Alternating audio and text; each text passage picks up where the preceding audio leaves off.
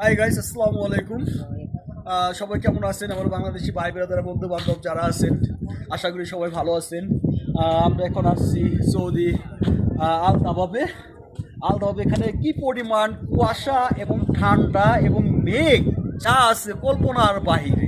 প্রচুর পরিমাণ ঠান্ডা এবং বাতাস। তো আমার দেখা সেরা একটা ভিউ এখানে, আমার জীবনে দেখা।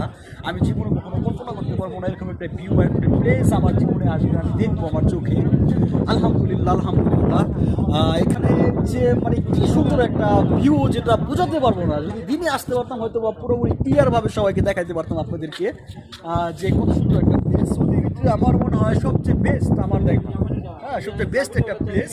হ্যাঁ, আমরা সরাসরি আসি মেঘের উপরে, মেঘ আমাদের নিচে, ঠিক আছে, মেঘ আমাদের নিচে। এখানে অনেক মানুষ, অনেক পর্যটক মানুষ ঘুরতে আসছে। আমার মনে হয় সৌদি থেকে মানুষ এখানে আসে।